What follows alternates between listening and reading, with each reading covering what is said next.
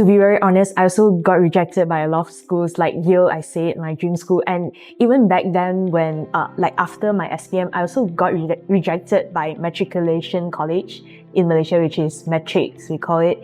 And I think first, just don't let that doubt yourself, because it really doesn't determine your self-worth. So it was in 2020 when I was preparing for my SPM, and I saw that 2 Malaysians got into Harvard, and one of them was actually a senior from my previous secondary school. So even though I didn't knew her back then, but then I read through the news articles and got to know that she actually applied for a scholarship, and then she came to KY, and that's how her Harvard journey started. I think it was really my community experience in my secondary school that made me realize that there's still a lot of inequalities. So I remember back then when I was in Leo Club in my school, we conducted some community services where we visited old folks' home or children's home.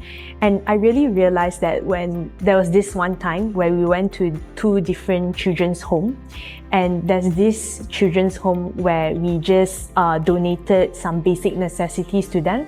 And there's another children's home where we conducted a financial literacy workshop with them, do some drama and role play and teach them about managing their finances.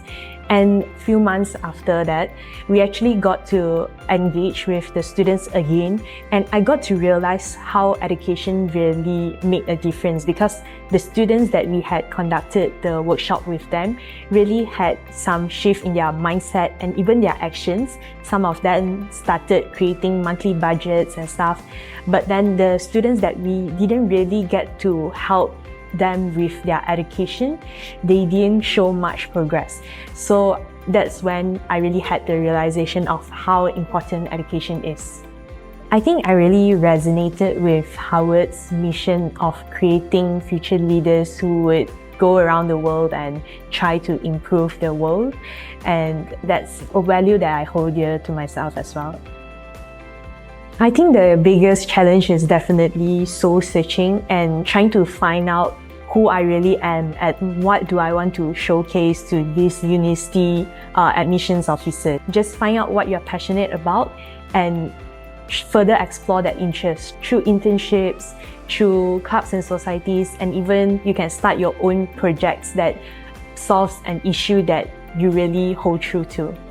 College admissions process is just a very complex process, and sometimes there's no formula, but don't let that trip you, and just remember to bounce back and think of where you can improve, and try to think of rejection as a redirection and let it bring you to a new path where you can also realize your full potential as well.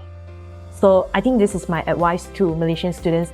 If you see a problem in real life that you really want to complain about, maybe you can start thinking about how you can actually use your knowledge to solve it.